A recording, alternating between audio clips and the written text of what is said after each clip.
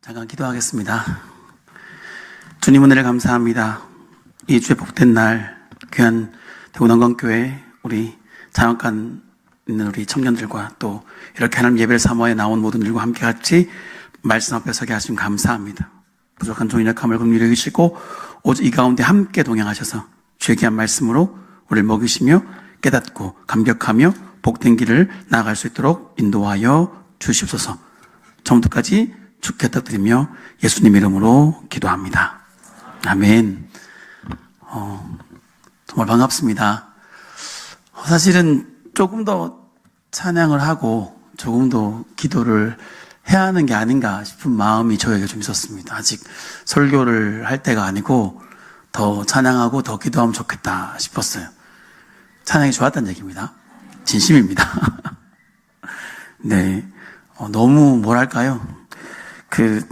제가 대구는 제 고향이 포항이고 대구에 가까운 친지들이 많이 있어서 많이 오는 편입니다. 특히나 옆에 이제 계명대학도 그런데 근데 이제 우리 이 대구 난광교회는 처음 함께 왔고 네. 너무 좋습니다. 왠지 너무 좋습니다.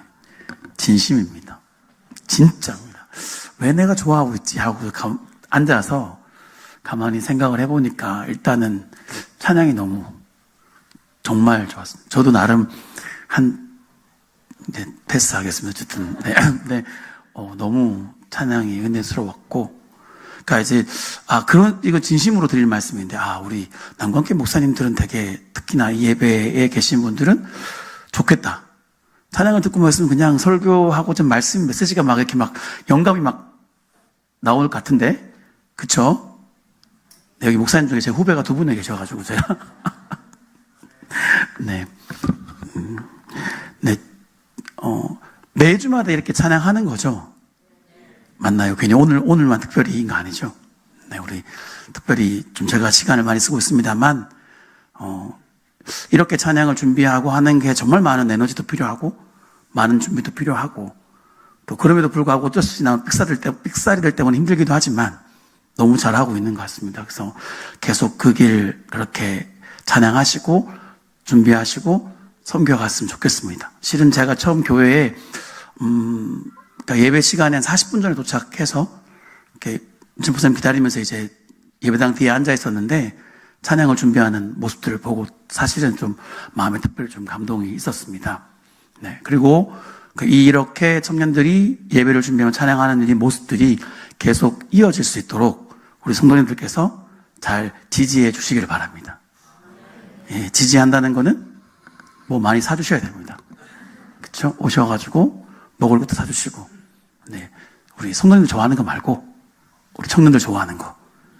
네, 아멘 하셨으니까 네, 많이 사주시고 격려해 주시면 좋겠습니다. 사실은 청년들이 불렀던 노래가 이렇게 사실은 성도님들께 익숙하지 않은 박자의 새로운 노래들이 많지만 함께 은혜를 누리고 함께가 찬양한 모습이 사실 너무 은혜스러웠습니다. 부족한 종이 그 은혜의 길을 끊지 않고 부족한 중에도 그 은혜에 조금 더 작은 것들을 보탤 수 있게 되기를 진정으로 바랍니다. 오늘 함께 나눌 말씀의 제목을 한 번도 가지 않았던 길이라고 정했고요. 이 말씀을 성도님과 함께 같이 풀어갈 때에 세 개의 키워드를 가지고 말씀을 나누고자 합니다. 첫 번째는 길, 두 번째는 언약, 세 번째는 동행입니다. 첫 번째는, 두 번째는, 세 번째는, 네, 짠 거 아닙니다. 처음으로 이 세 가지 키워드를 가지고 이 말씀 가운데 또 특별히 부족한 종이 또 특별하게 여러분들과 나눌 수 있는 것들을 함께 나누어 보고자 합니다. 첫 번째, 길입니다. 우리가 우리의 살아가는 인생을 설명하는 가장 보편적인 은유가 사실은 길이죠. 우리 어르신들도 인생길, 우리 찬양 중에도 인생길 험하고 지쳐 힘들지만 주께서 동행하시고, 길이라는 은유가 우리 인생의 삶을 표현하는 아주 좋은 은유가 됩니다. 철로역정이라는 책 아시죠? 아, 그럼요. 알아야 됩니다. 이거는 우리 개신교 3대 저서 중에 하나죠.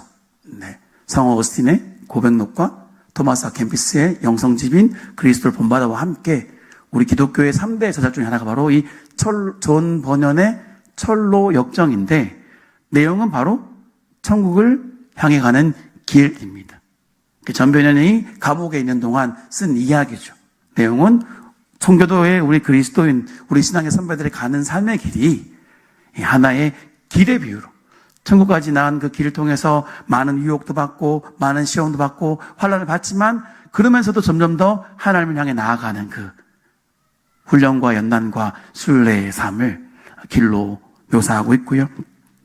특별히 또 우리 성경 안에도 보면 이스라엘 백성들이 애굽에서부터 광야, 특히 시내산을 지나서 광야를 지나 그 다음에 요르단 지역을 트랜스로단을 지나서 이스라엘 백성이 살고 있는 땅, 가나안 땅, 바로 레반트 지역, 그 하나님의 약속의 땅까지 가는 그 여정. 이것이 사실은 이 여정 위에 하나님의 위대한 구원과 언약과 동행과 사랑의 길의 이야기가 있는 겁니다. 그리고 이 이야기를 사실 우리가 이 땅에서 그리스도인으로 살아가는 삶으로 영적으로 충분히 유형적으로 이렇게 비추어서 오늘의 우리 삶을 살펴볼 수 있습니다. 고전 10장을 보면 광야에서 이스라엘 백성들이 걸어갔던 그 모든 길이 오늘날 우리에게 본보기가 된다 이렇게 나옵니다. 그 본보기에는 좋은 본과 좋지 않은 본이 있죠. 좋은 본은 본받아 잘 가면 되고 좋지 않은 본은 반면교사로 삼아서 경고로 받아서 잘 참고해서 살아가는 것입니다. 실제로 오늘 우리 성도들과 함께 나누려고 하는 그 길이 바로 이스라엘 백성들이 애굽에서부터 시작해서 광야를 지나고 특별히 시내산을 지나서 그리고 하나님의 약속의 땅까지 가는 그 여정 안에서 함께 우리 남광교회와 특히 우리 한국교회 그리고 이 이전 세대와 새롭게 시작하는 우리 새로운 세대 그 모든 삶과 신앙의 여정을 짧게 한번 확인해 보려고 합니다. 자, 오늘 본문 말씀은 하나님이 2세대의 리더인 여호수아와 하신 말씀입니다. 특별히 여호수아에게 나눈 말씀인데요. 이 특별히 1장 8절과 9절 말씀, 이 두 말씀이 사실 오늘 제가 여러 성도들과 함께 나누고자 하는 초점 있는 말씀입니다. 제가 한번 읽어보겠습니다. 이 율법책을 내 입에서 떠나지 말게 하며 주야로 그것을 묵상하여 그 안에 기록한 대로 다 지켜 행하라. 그리하면 내 길이 평탄하게 될 것이며 내가 형통하리라. 내가 내게 명령한 것이 아니냐. 강하고 담대하라. 두려워하지 말며 놀라지 말라. 내가 어디로 가든지 내 하나님 여호와가 너와 함께 하느니라 하시니라. 아멘. 너무나 잘 아시는 말씀인데요. 제가 새롭게 한번 확인을 해 보겠습니다. 지금 이제 우리나라의 개신교, 우리 기독교인의 여정은 이 출애굽부터 가나안 땅 들어가는 이 약속의 여정에 비유했을 때 어디쯤 왔을까? 저는 여호수아 1장과 신명기 34장 중간 어디쯤이라고 생각합니다. 정확하게 일치하진 않습니다만 특별히 이제까지는 이 여호수아가 하나님께 이 말씀을 받기 전까지는 모세가 이스라엘 백성들을 이끌고 어디를 지나왔습니까? 광야를 지나왔습니다. 혹독하고 어렵고 정말로 힘든 하나님의 구름이, 영광의 구름이 그늘이 되어주시고 앞길을 인도하지 않으면 한 치 앞도 알 수 없고 한 걸음도 나갈 수 없는 그 길, 만나와 매출하기 이외에는 쉽게 먹을 걸 찾기도 힘든 그 길, 온갖 어려움과 위험이 있는 그 길을 40년을 걸어왔습니다. 드디어 이제 느보산에 도착하고 요단강 동편 트랜스로단에 이제 이스라엘 시틴 골짜기에 이스라엘 백성들이 모여 있습니다. 지금까지 온 길은 그러한 길입니다. 광야길입니다. 그런데 이제 이스라엘 백성들이 가야 할 길은 지금까지 온 길과 너무나 다른 길입니다. 여기서 제가 그래도 나름 이제 성지의 전문가로서 꼭 여러분들께 한 가지 확인하고 가야 되겠습니다. 이스라엘, 요르단 이쪽을 상상하면 보통 광야나 사막을 생각하는 경우가 너무 많습니다. 그렇지 않습니까? 우리 청년들도 보면 그 이스라엘 생각이면 광야 요즘 잘 부르는 그 찬양 부르면서 광야의 하나님과 함께 광야가 말씀과 그게 뭐냐면 드바르하고 미드바림하고 이게 연결이 되다 보니까 이제 꼭 광야에서 말씀 받고 광야만 하는데 성경을 보면 하나님이 약속하신 땅을 뭐라고 표현합니까? 젖과 꿀이 흐르는 땅이라고 얘기합니다. 그럼 서로 안 맞잖아요. 여러분들 이걸 잘 아셔야 돼요. 하나님이 이스라엘 백성들에게 약속한 땅은요, 광야가 아닙니다. 분명히 젖과 꿀이 흐르는 땅입니다. 근데 왜 성지순례를 가냐거나 이스라엘 지역을 가보면 최근에 또 그 하마스로 인한 비극적인 그 전쟁으로 말미암아 보여진 곳들은 다 먼지 날리는 광야들이었잖아요. 왜? 그런데 거기가 어떻게 하나님이 약속하신 젖과 꿀이 흐르는 땅일까? 적어도 오늘 그것만큼 분명히 여러분께 알려드리고 가려고 합니다. 그 부분을 분명히 잘 이해하셔야 필생에 하나님과 동행하는 삶이 어떠한 삶이고 하나님과 맺은 언약이 어떠한 것인지 알고 우리가 나갈 바가 어떠한지를 제대로 알게 됩니다. 그것이 얼마나 복되고 또 얼마나 힘든 길인지를 동시에 알게 되는 것입니다. 지리적으로 이 레반트 지역, 하나님이 이스라엘 백성들에게 약속하신 땅은 소위 그 비옥한 초순달 지역의 끝에 있는 지역입니다. 비옥한 초순달 지역을 하는 것은 메소포타미아 문명, 지금의 이제 이라크와 이란 지역에서부터 시작해서 투르키의 동부와 시리아 그리고 레바논 그리고 이스라엘까지 이어지는 고대부터 가장 발달된 문명이 있고 비옥한 지역입니다. 그리고 이스라엘의 브엘세바를 다 끝나고 나면 그 다음부터 애국까지는 이제 소위 광야가 시작이 됩니다. 하나님이 약속한 땅을 얘기할 때 단에서 브엘세바 이렇게 말합니다. 얘기가 길어지니까 간략하게 얘기하면 우리 청년들도 잘 알고 성도님도 잘 아는 찬양 중에 이런 찬양이 있습니다. 무화과 나무 잎이 마르고 그 다음 좀 따라 할 줄 알았는데 포도 열매가 없으며 감람나무 열매 그치고 논밭은 밀과 보리입니다. 그 다음에 여기까지죠. 근데 요 본문이요 신명기 8장에 가면 두 개가 더 따라 나와요. 석류와 꿀. 다시 말씀드릴게요. 무화과, 포도, 감람이 그 유명한 올리브입니다.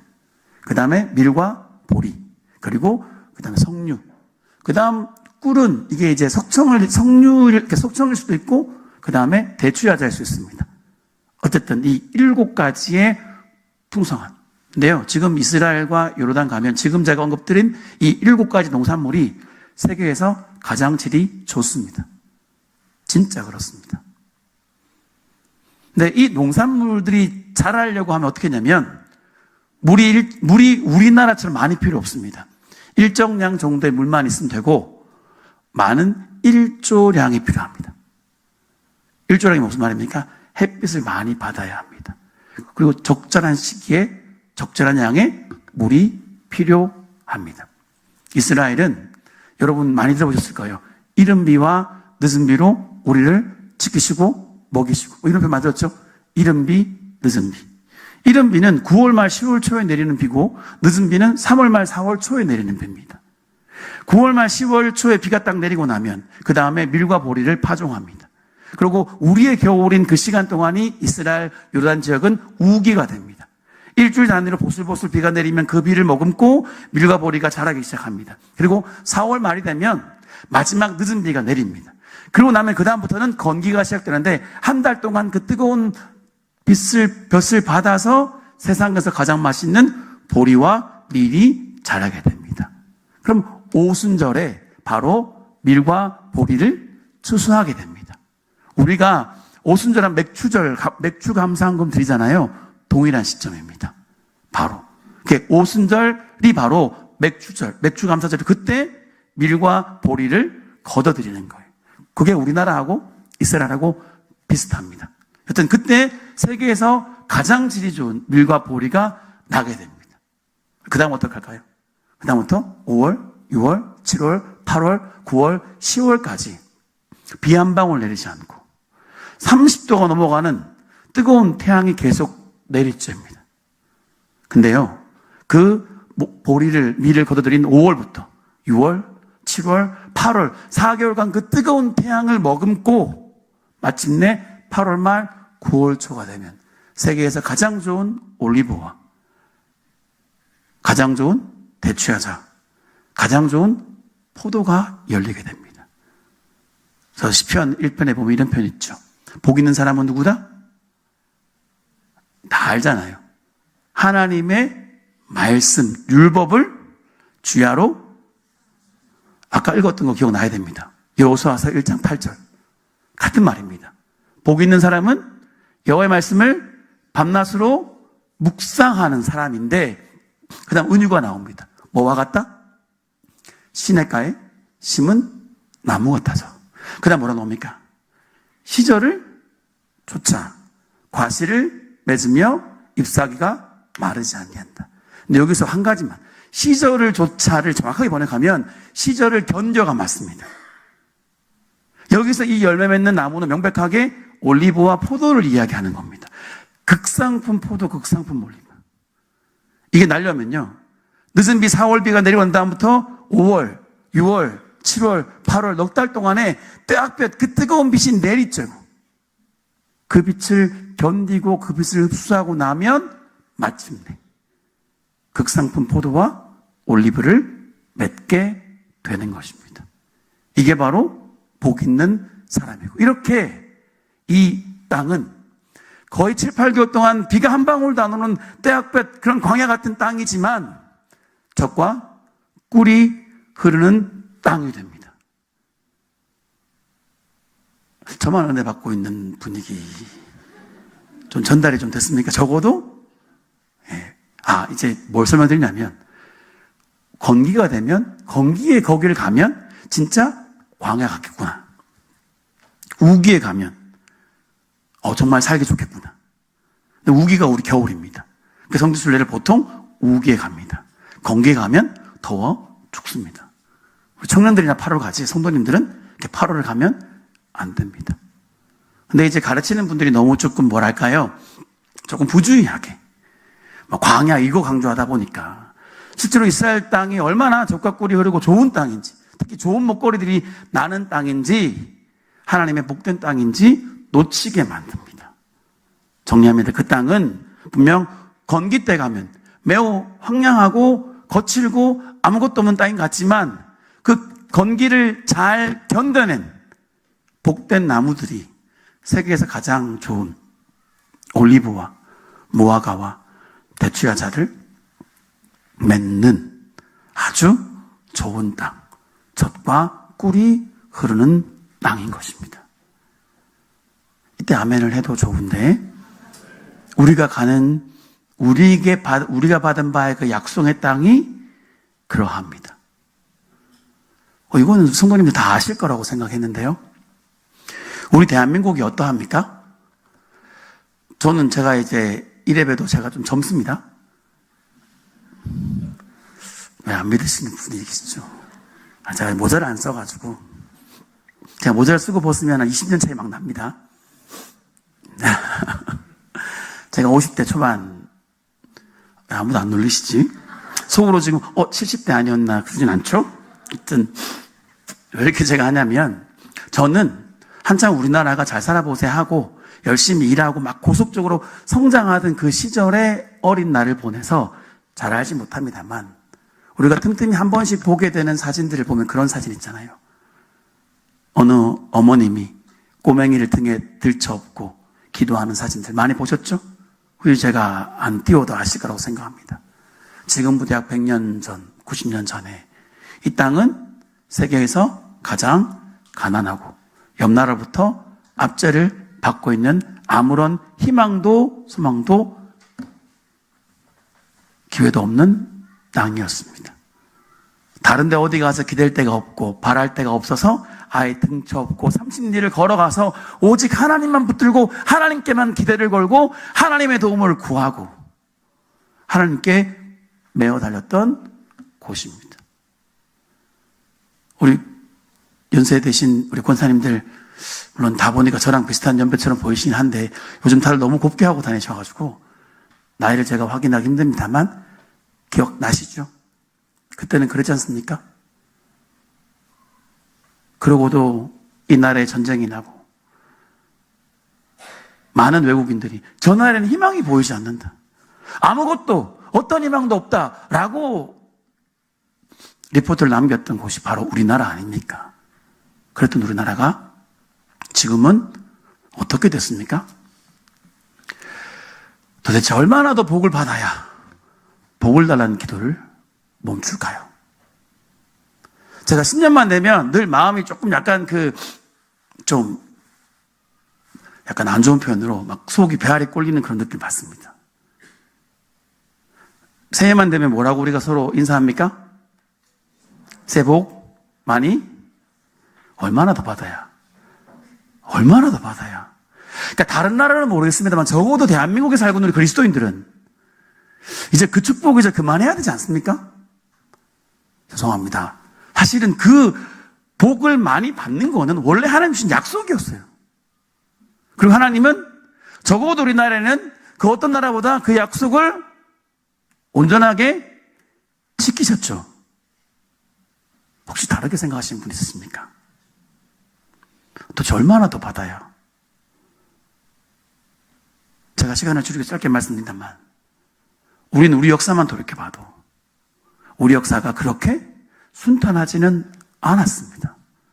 많은 어려움, 많은 위기, 때로 진짜 이 나라 끝장나는 게 아닌가 싶을 때도 한두 번이 아니었습니다. 근데 지나와서 돌이켜보니 역사상 유례 없이 모든 면에서 복을 받은 나라입니다. 동감하시죠? 네, 동감하시면 이렇게 아멘을 크게 해주시면, 제가 아멘을 강요하는 목사는 아닌데 여러분들의 아멘이 저를 더 힘을 내게 그러면요, 지금 우리는 사실은 복 더 달라고 기도할 게 아니라 그 기도를 멈추고, 아니 왜 하나님이 우리에게 이렇게 복을 많이 줬지? 하고 생각하면서 하나님 앞에 쫄아야 되는 상황입니다. 제게 주신 시간이 길지 않기 때문에 좀 끄덕끄덕 하겠습니다. 근데요, 여기까지 동의하시죠? 이제는 우리가 하나님이 어떻게 우리에게 이렇게 많은 복을 주셨는지 한 번은 쫄면서 하나님 눈치 봐야 될 때입니다. 그런데 중요한 건 아직 하나님이 우리에게 허락하신 복은 반밖에 오지 않았습니다. 이때도 아멘 하셔도 되는데 아직 남았다는 거죠. 더 있다는 거잖아요. 이런 복이, 축복이 어디 있습니까? 이스라엘 백성이요, 하나님께 받은 약속이 있습니다. 사실은 그 약속, 언약 때문에 길을 나선 것입니다. 애굽에서 이 길을 출발한 이유, 왜 그들은 애굽에서 나와서 광야를 지나서 이제 저 가나안 땅 앞에 섰을까요? 왜 그랬을까요? 왜 이제 걸은 광야와 광야길을 왔고 이제 광야와 다른 적과 꿀이 흐르는 그 길을 가야 할까요? 그 모든 근원이 바로 두 번째 키워드인 언약과 관련되어 있습니다.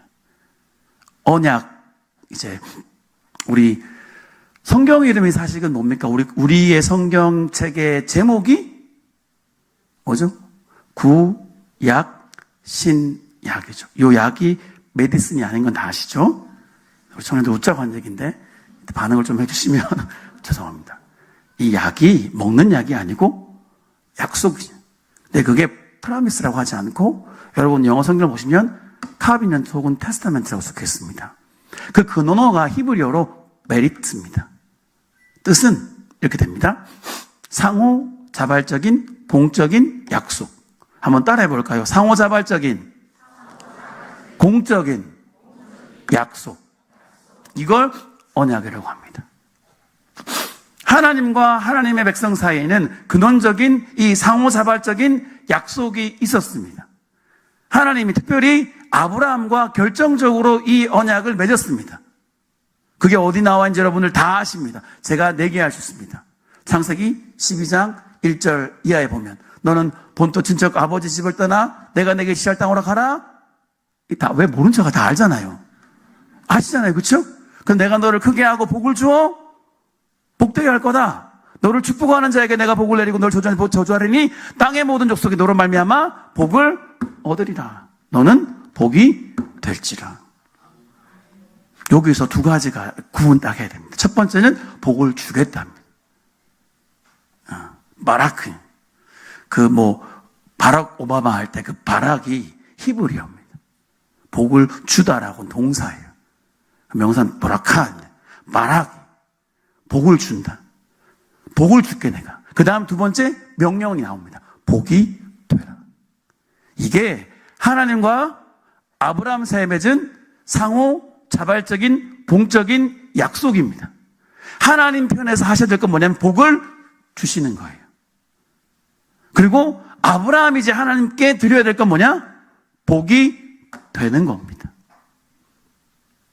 그 하나님이 아브라함과 맺은, 그리고 이삭과 야곱과 함께, 그리고 마침내 요셉을 통해서 한번 맛배기를 보여주시고 이스라엘 백성을 통해서 이루어내고자 하시는 상호 자발적인 공적인 약속 언약이 바로 창세기 12장 1절로 3절이고요. 그 약속을 따라 하나님이 이스라엘 백성들에게 주어야 될 것은 두 가지입니다. 다 아십니다. 이렇게 나오죠. 하늘의 별을 봐라. 저 바다의 모래를 봐라. 저 별과 모래처럼 네 자손이. 왜 다들 모른 척 하십니까? 너 왜 이런 쉬운 걸 하냐 이거죠. 지금 다 안다 이거잖아요. 그렇잖아요. 그렇죠. 모래처럼 별처럼 뭐가 자손이 생명이 번성하게 될 거다. 왜 아직 아도 하나 99세가 됐는데 아도 하나 없는 할아버지한테 그렇게 지금 얘기하시는 거잖아요. 근데 이게 하나님 약속이니까 아브라함이 믿었고 그걸 의로 여기신 거잖아요. 그리고 100세에 아를 낳게 되지 않습니까? 이삭도 참 대단한 사람입니다. 40세에 결혼을 했는데 20년 동안 아가 없어요. 무던히 참다가 60세 돼서 기도하고 아를 낳습니다. 그 말도 많고 탈도 많은 에서와 야곱. 그렇죠? 중요한 건 하나님이 아브라함과 이삭과 언약을 맺을 때 아브라함과 이삭의 상황은 그 언약이 이루어질 가능성이 1도 안 보이던 시대라는 거예요. 우리나라에 하나님이 복음의 빛을 비추시고 하나님이 우리를 만나주셨을 때 이 땅에는 희망이 1도 없었습니다. 그랬는데 이스라엘 백성들이 어떻게 되죠? 다 아는 이야기입니다. 여차 저차에서 애굽으로 가게 됩니다. 그리고 그 애굽에서 어떻게 됩니까? 실제로 언약 첫 번째 약속처럼 하늘의 별처럼 바다의 모래처럼 전쟁할 만한 20세 이상 남자만 60만이 넘는 대략 한 200만 정도 되는 어마어마한 충분히 하나님과의 맺은 언약으로 받은 복으로 복될 수 있는 세상을 흔들 수 있는 세상을 변화시킬 수 있는 세상의 중심에 설 수 있는 하나님의 사람들의 모임을 형성하게 만들었습니다. 이게 창세기 14장 47장 27절 출애굽기 1장 7절에 나옵니다. 여러분은 모르신다고 제가 막 지르는 건 아닙니다. 그리고 이제 그렇기 때문에 이제 두 번째 약속을 하나님이 이루시기 위해서 이스라엘 백성을 빼서 어디 갑니까? 두 번째 약속 뭐죠? 아브라함에게 네가 지금 걸어가는 이 모든 곳을 내가 너에게 주겠다. 그러니까 하나님의 언약의 아주 구체적인 게 첫 번째는 네가 번성한 큰 민족이 될 것이다. 두 번째가 내가 너에게 특별한 땅, 젖과 꿀이는 땅, 네가 걸어왔던 그 땅을 주겠다. 하나님이 이스라엘 백성들과 맺은 그 언약, 약속을 이루시기 위해서 첫 번째 애굽에서 번성케 했고요. 그 다음 약속의 땅, 젖과 꿀이는 땅, 가나안 땅으로 끌어가기 위해서 출애굽을 시켜서 광야를 지나가지고 그리고 드디어 그 땅 앞에 이른 것입니다. 이스라엘 백성들이 여기 오게 된 것은 바로 이 하나님과 맺은 이 위대한 언약 때문입니다. 하나님이 이 길을 가면서 광야 중에요. 한 석 달쯤 됐을 때 바로 가나안 땅으로 들어오지 않고 시내산으로 갑니다. 시내산에서 특별한 계획을 하십니다. 우리 성경 말씀 한 구절 봤으면 좋겠습니다. 출애굽기 19장 5절 말씀인데요. 네, 띄워졌으니까 같이 5절 6절 같이 보면서 한번 읽어보겠습니다. 시작. 세계가 다 내게 속하였나니 너희가 내 말을 잘 듣고 내 언약을 지키면 너희는 모든 민족 중에서 내 소유가 되겠고, 그 다음 절, 너희가 내게 대하여 세상 나라가 되며 거룩한 백성이 되리라. 너는 이 말을 이스라엘 자손에게 전할지니라. 아멘. 잘 아시는 말씀이죠. 요 말씀도 참 특별한 맥락이 있습니다.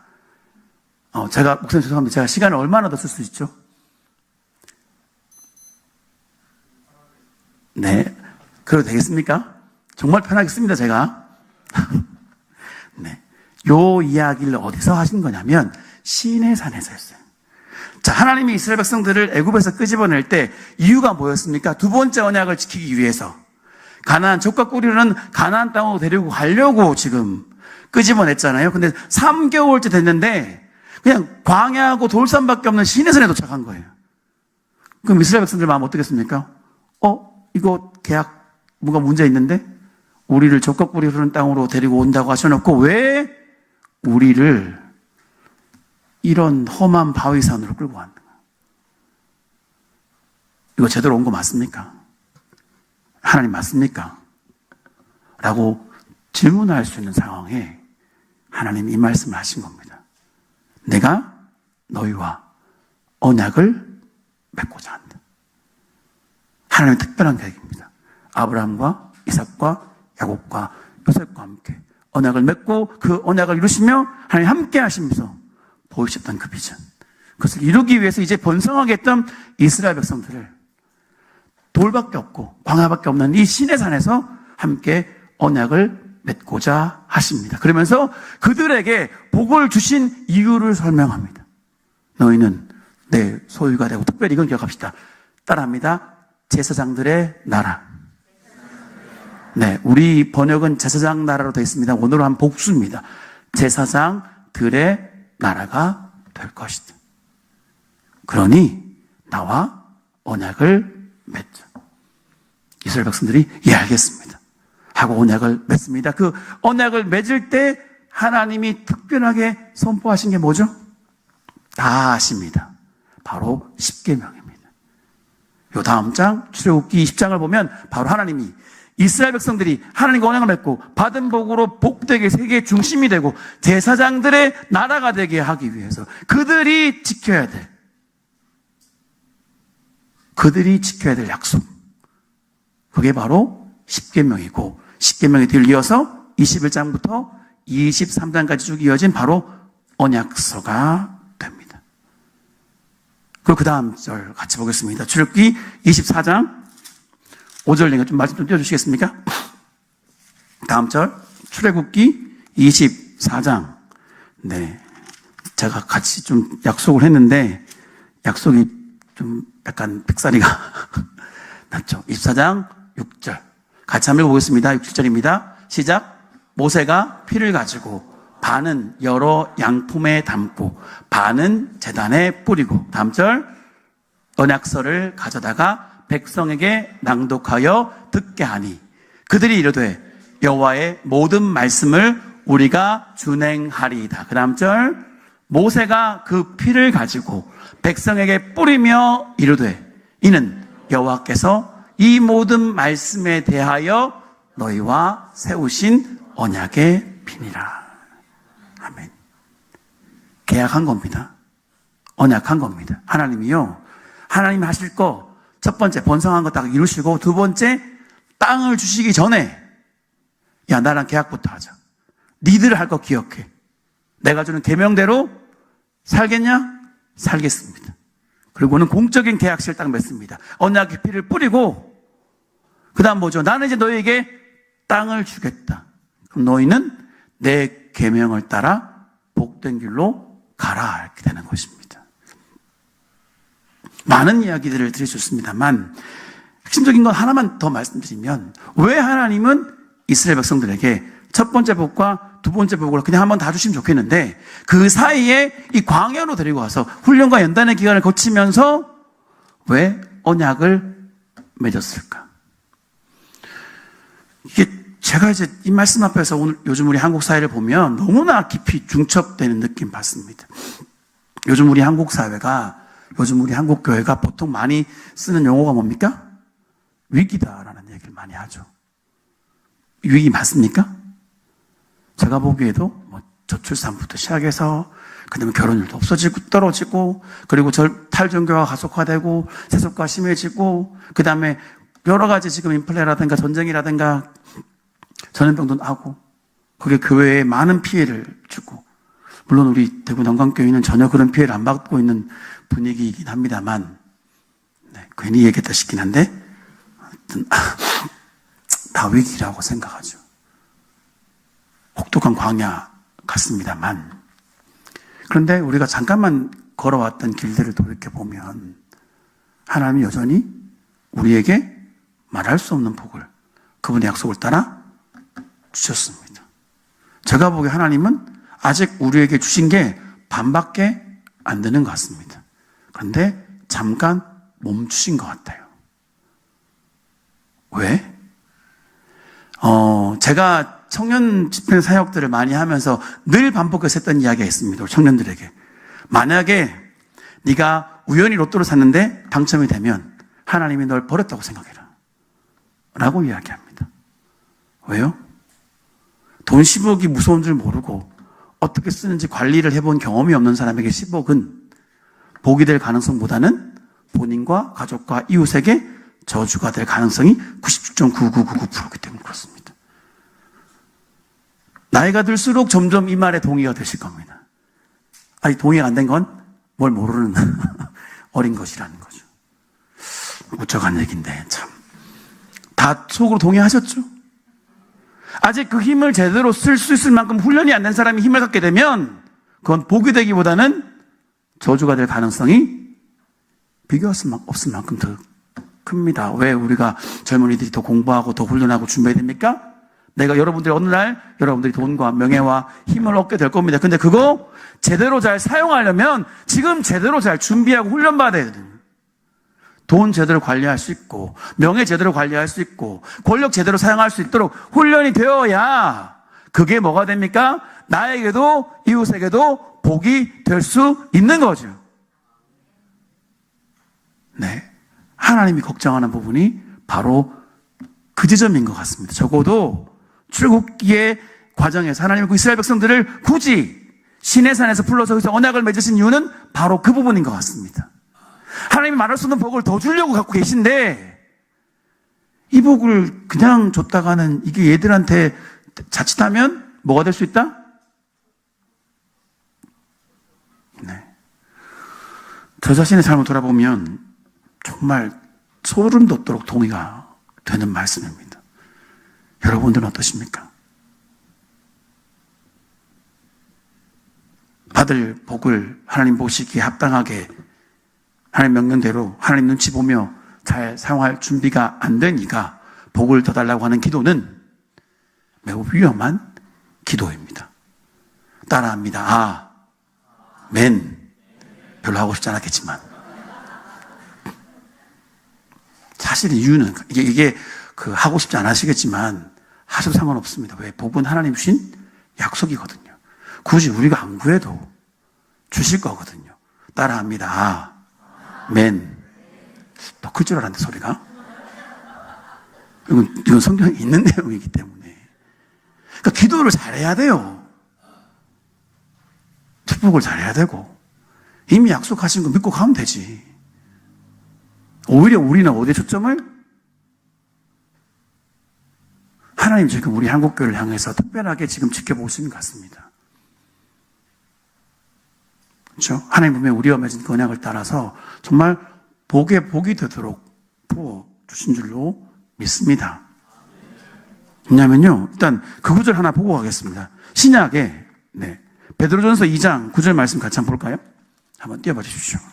2장 5절부터인가 한번 제가 보자고 했는데 2장 4절부터네요. 9절부터 보겠습니다. 같이 해보겠습니다. 시작. 그러나 너희는 택하신 족속이요 왕같은 제사장들이요 거룩한 나라요 그의 소유가 된 백성이니. 10절 이는 너희를 어두운 데서 불러내어 그의 기이한 빛에 들어가 계신 이의 아름다운 덕을 선포하게 하려 하심이라. 아멘. 이게 오늘 하루 대한민국을 향한 하나님의 약속이고 축복이고 실현인 줄로 믿습니다. 원래 우리는 어둠 가운데 있고 아무런 희망이 없는 것이었습니다. 근데 하나님 우리를 불러서 이제 너희가 뭐라고요? 9절 다시 한번 띄워주시겠습니까? 2장 9절. 이제 너희가 이스라엘 백성의 너희가 전에는 백성이 아니었지만 이제는 하나님의 백성인데 9절 너희가 바로 택하신 족속이고 왕같은 제사장들. 따라하겠습니다. 왕같은 제사장들.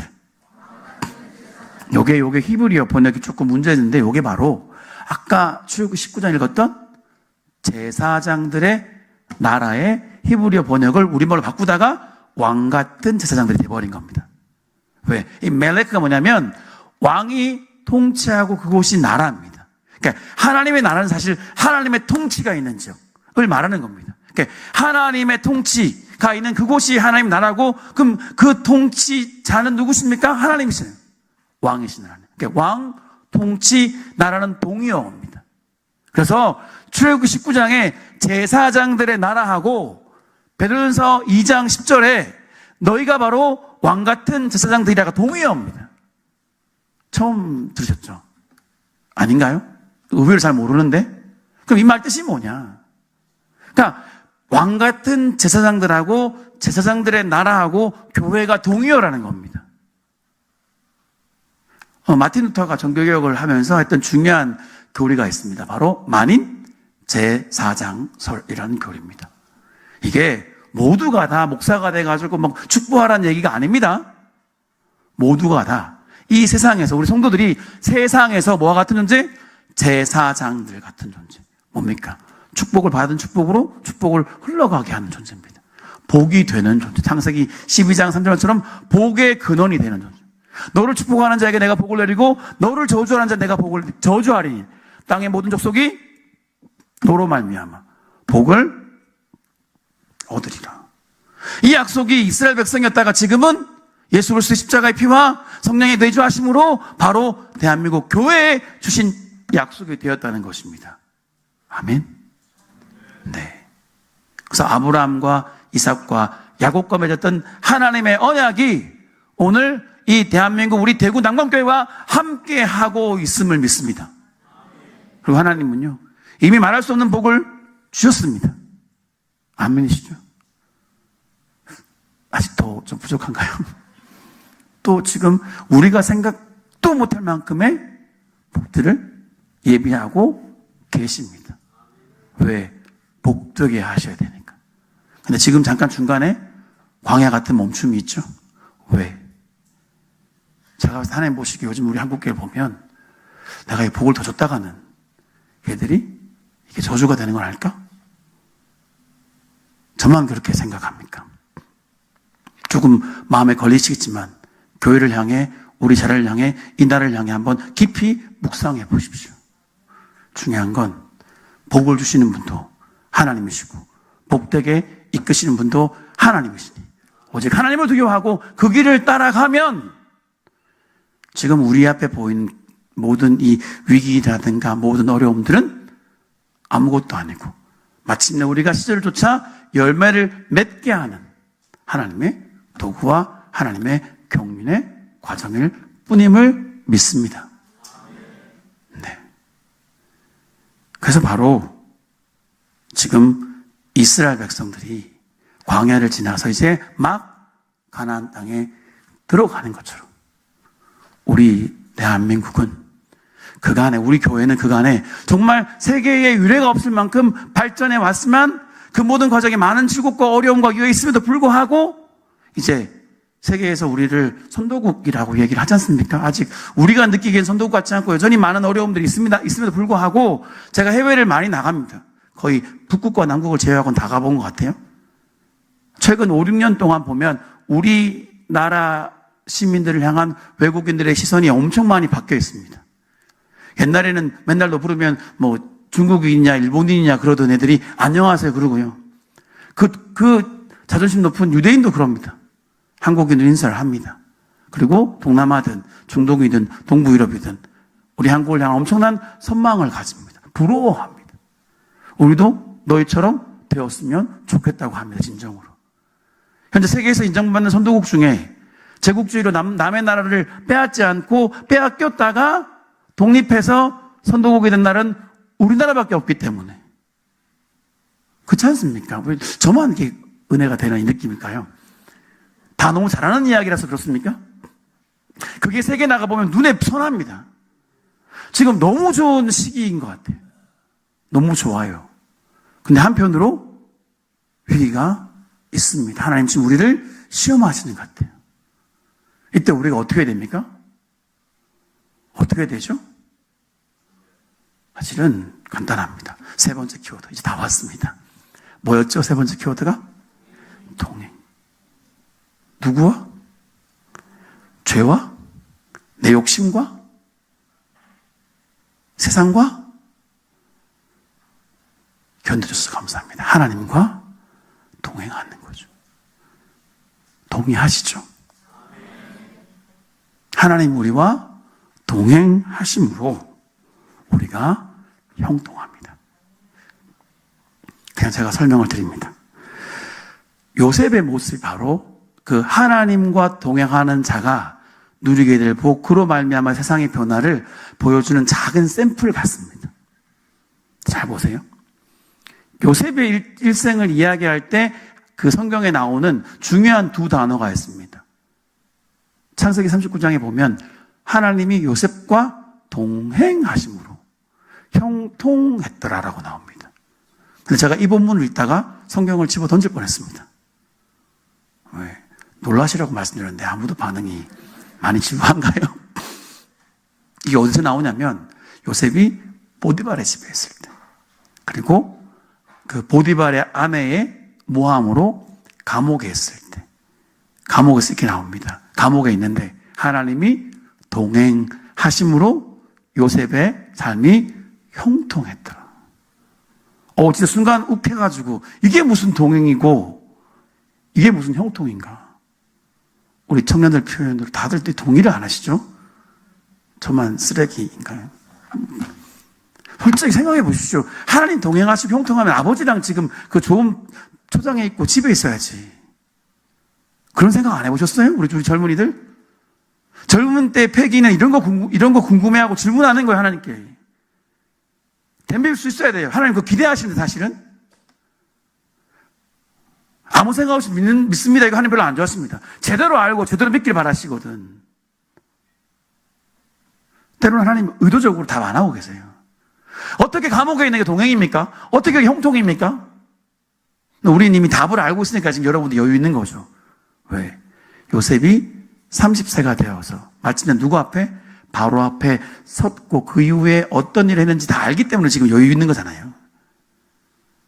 최대 13년 동안 그 감옥에서. 시편 105편 이렇게 나옵니다. 그 감옥에 있을 동안 여호와께서 그를 연단하셨더라. 요셉 이야기는요 상당히 선명합니다. 여러분, 요셉만 바로의 꿈을 잘 해석했을 것 같습니까? 안 그렇습니다. 딱 들어도 알잖아요. 7년 동안 튼실한 그 염소에 있다 갑자기 좀 마른 게 나와서 먹는 거. 뭔 말인지 알 것 같지 않습니까? 7개의 튼실한 이삭을 비쩍 마른 게 먹는다. 충분히 이해가 되지 않겠습니까? 아마 당시 애굽인들도 대부분 속된 표현으로 눈치 깠을 겁니다. 근데 뭐가 문제입니까? 그걸 해결할 솔루션이 없는 거예요. 해결할 수 있는 방법이 없는 거예요. 그래서 찾다 누구까지 온 겁니까? 요셉까지 왔어요. 요셉이 아주 명확하게 뭘 제시합니까? 그 솔루션을 제시합니다. 7년 풍년 동안 잘 모으고 공정하고 약자를 배려하는 마음을 잘 모아서 7년 흉년을 대비하게 하십시오. 너무나 선명합니다. 너무나 깔끔합니다. 근데 이거를 실행하는 거는 다른 얘기입니다. 보통 나쁜 고용주는요, 너 아이디어 좋네. 줘. 하고는 버려버리고 그 아이디어 빼는 나쁜 놈들이 계십니다. 얼마 안 가서 끝이 좋지 않을 거예요. 근데 하나님이 우리에게 주신 그런 비전과 주신 솔루션들은 쉽게 뺏기지 않습니다. 그 비전도 중요하지만 그 비전을 이루기 위해선 철저한 훈련과 연단이 필요하기 때문입니다. 안다고 아무나 할 수 있는 비전이 아닙니다. 오늘날 우리나라를 한번 대입해 보겠습니다. 지금 예를 들어서 죄송합니다만 요즘 워낙 주식 얘기가 많이 나오니까 예를 들어 삼성전자 주식이 내일 갑자기 7년 동안 계속 막 속된 표현으로 떡상하고 막 청년들이 많다 보니까 올라갈 거예요. 근데 딱 7일 있다가 반토막이 난다고 하면 여러분들은 어떻게 하시겠습니까? 네, 저희 아이가 둘째 아이가 유튜버를 합니다. 게임 유튜버 롤을 하는데요.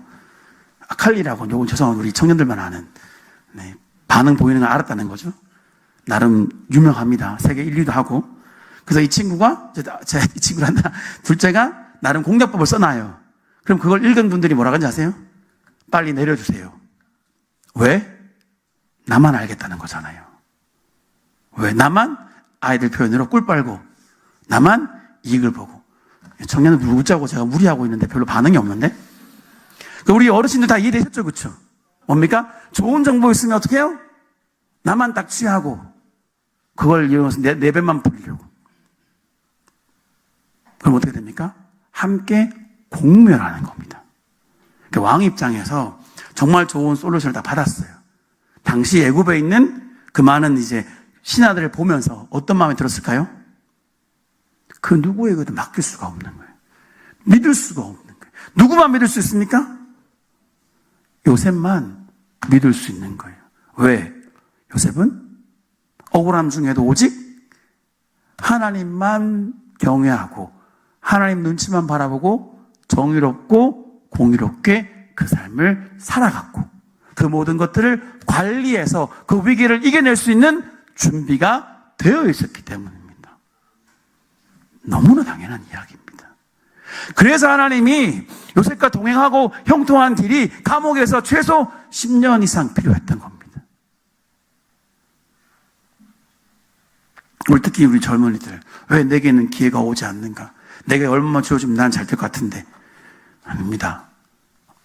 하나님은 엄청나게 많은 것들을 부어주시고 싶은데 아직 여러분들이 준비가 덜 돼서 시간을 조금 더 주고 계십니다. 아멘 할 줄 알았는데 진심으로 그렇습니다. 어느 순간 준비가 덜 됐는데 갑자기 세상을 향해 나가야 되고 갑자기 실행해야 될 경우가 올 겁니다. 그래서 지금은 여러분들이 두려워할 건 내가 너무 빨리 쓰여지는 게 아닐까. 내가 세상 나가기 전에 내가 조금 더 많이 준비를 해야 한다라는 그런 긴박함을 가져야 합니다. 그걸 위해서 우리 교회는 청년들을 도우고 서포트해야 할 줄 압니다.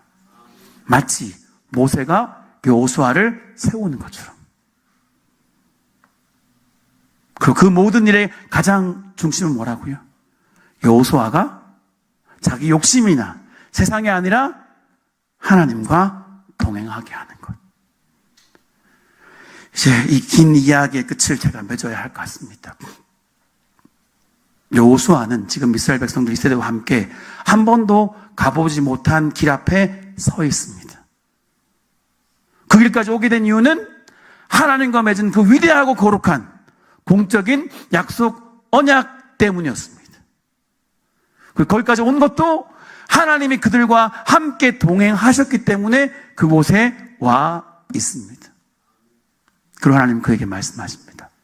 내가 너희와 맺은 그 언약, 그 계명을 기억하라. 그러면 너희가 어디로 가든지 내가 너희와 함께 할 것이다. 사실은 우리 젊은이들이 다음 세대가 가는 길은요, 우리 기성세대 입장에서는 상상도 하기 힘든, 알 수 없는 길입니다. 그래서 사실은 조언하기도 어렵습니다. 그렇죠? 근데 또 한편으로 보면 어떻습니까? 저희 어머니 표현으로 속에서 천불이 올라오고. 처음 듣는 표현이십니까? 괜히 썼네요. 답답하고 걱정되는데 나는 못 가본, 시대가 이제 메타버스 어쩌고 뭐 가상현실이 어쩌고 막, 그쵸? 챗GPT가 어쩌고 뭐 AI가 어쩌고 막 4차 산업革命 어쩌고 얘기하는데 나는 하나도 잘 모르겠고 이해할 수 없는 얘기들. 근데 내가 보고 있으니까 뭔가 위험해 보이는. 그 이유는 간단합니다. 우리가 가보지, 이제까지 우리 대한민국이 걸어와 보지 못한, 이건 우리 대한민국도 그렇고 우리 교회도 동일합니다. 시대가 우리 다음 세대에게 주어진 열려있는 길은 이제까지 우리가 달려왔던, 선도국을 향해서 뛰어왔던 길과는 완전히 다른 길입니다. 이제 실제로 선도국으로서, 선도국 다음으로 그 벽을 지키고 그 다음 단계로 나아가야 합니다. 교회도 지금까지는 힘들고 어려운 광야 같은 삶이었다면 지금부터는 이제 하나님의 그 다음 약속을 받고 그 약속을 가지고 마침내 이 땅에서 복이 되어야 하는, 말도 많고 탈도 많았지만 미국이 갔던, 영국이 갔던, 로마 제국이 갔던 그 길을 이제 우리가 가야 합니다. 근데 이 길은 한 번도 가보지 못한 길입니다. 그런데 이 길 앞에 우리에게 주어져 있는 건 두 가지입니다. 이제까지 오게 한 하나님의 언약, 변함없는 하나님의 언약. 하나님의 언약 안에는 우리가 한 번도 가보지 못한 그 부분이 담겨 있습니다. 조각 꿀이 흐르는 가나안 땅처럼. 동의하십니까? 네. 그리고 중요한 그 언약의 결정판, 내가 너희와 동행하리라 말씀하십니다. 우리가 앞이 안 보일 때 보통 어떻게 합니까? 예수 안 믿는 분들은 어딜 가죠? 점치러 가시죠. 우리 성도님들도 나도 모르게 막 점집 가고 싶은 마음이 생길 때가 있잖아요. 안 그러신가요? 네. 그 유혹을 잘 뿌리치시죠? 근데 점집을 가고 싶은 이유는 어디로 갈지 잘 모르고 선택하기 힘들고, 보통 우리가 그게 잘못하면요, 교회에 나와서도 마치 점집 가는 느낌으로, 하나님 제가 어느 길로 가면 됩니까? 어느 대학 지원하면 됩니까? 어느 직장을 가면 되겠습니까? 내가 어느 종목을 투자할까요? 하나님 답은 뭔지 아십니까? 간단합니다. 네 마음대로 해라. 진짜입니다. 네 마음대로 해라. 그런데 전제 조건이 있습니다. 나와 맺은 언약을 기억하라. 예수 그리스도의 십자가의 피로 세운 새 언약의 그 위대한 그 약속, 그 사명을 기억한다면 그 다음은 네 마음대로 해야 합니다. 좀 더 성경적으로 하면 네가 어디로 가든지 내가 너와 함께 하겠다. 이게 세상 모든 다른 종교와 다른 길입니다. 모든 세상의 신탁들, 모든 것들은 일로 가라 절로 가라 오른쪽 가라 왼쪽 가라 뭐 투자를 하지만 우리 성경은 그렇게 말하지 않습니다. 네 마음대로 가라. 그래서 우리 기독교, 특히 개신교는 처음 가본 길에 특화된 종교입니다. 세상의 모든 것과 다릅니다.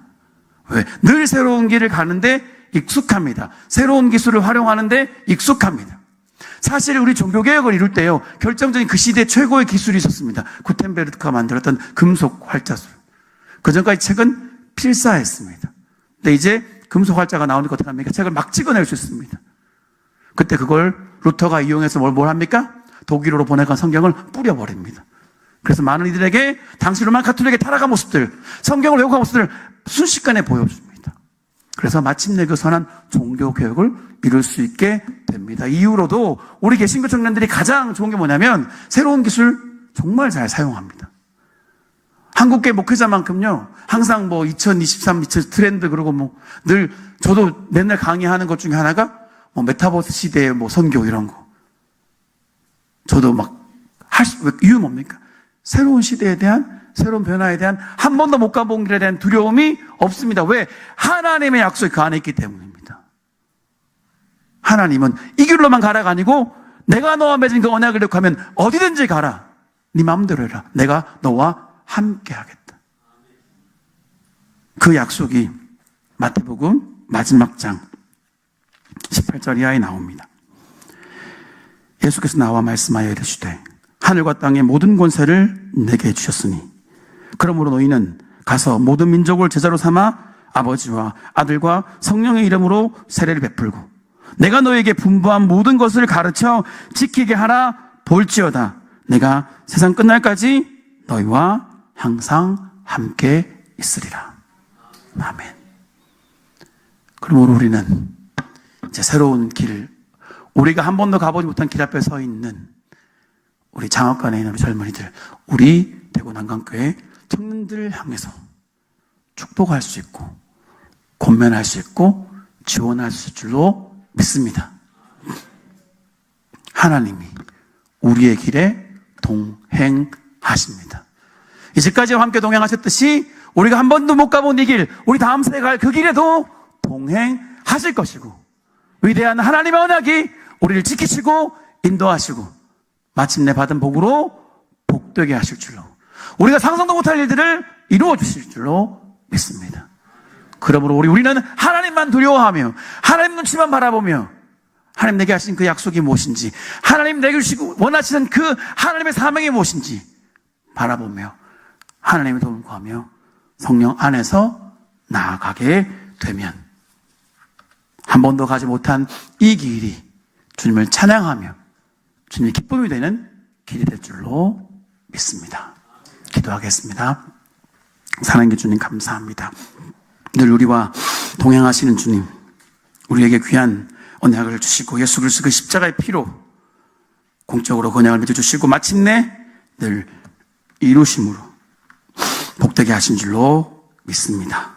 부족한 종이 약함을 긍휼히 여기시고 오직 주의 말씀이 사랑하는 우리 남광교회 성도들과 특별히 우리 청년들 가운데 깊이 심어져서 마침내 주의 언약을 바라보며 주님을 경외하며 주님과 동행함으로 주께 영광 돌리는 주의 제사장들의 나라의 삶을 마침내 이루어가는 그 복이 이건대 가득하게 하여 주시옵소서. 감사드리며 예수님 이름으로 기도합니다.